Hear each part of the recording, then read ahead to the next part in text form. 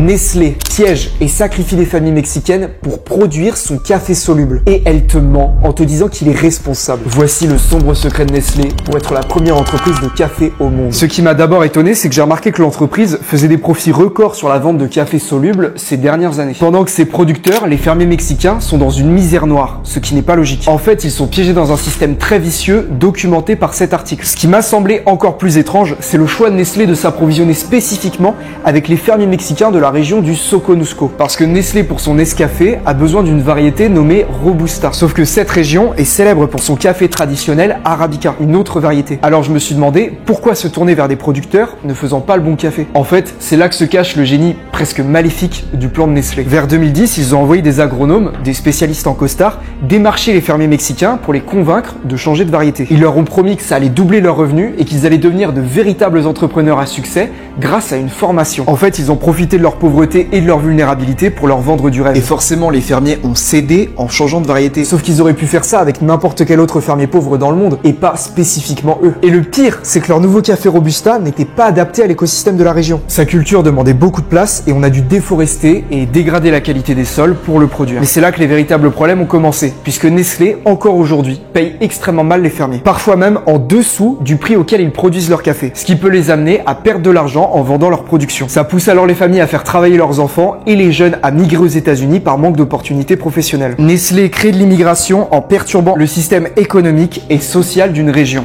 Voilà ton café, frérot. Alors merci frérot, mais je comprends toujours pas pourquoi ils ont choisi ces fermiers qui font le mauvais café et pas ceux qui font les bons. Eh bien, si Nestlé a choisi ces fermiers pour être leurs producteurs de café alors qu'ils ne faisaient pas de Robusta à la base, c'est justement parce que Nestlé savait qu'il n'y avait pas d'autres acheteurs de Robusta dans la région. Nestlé sont presque les seuls à en acheter. Les fermiers sont obligés de vendre leur café à Nestlé, qui peut fixer les prix aussi bas qu'elle souhaite. Et Nestlé crée ensuite son propre label qu'elle dit éthique et écologique, comme on peut voir sur son site, pendant qu'elle fait des bénéfices records sur des familles qui sombrent dans la misère. Moi, je te fais pas la morale, je te dis pas quoi faire, mais je trouve ça important que tu sois au courant de ce qui se cache derrière certains labels.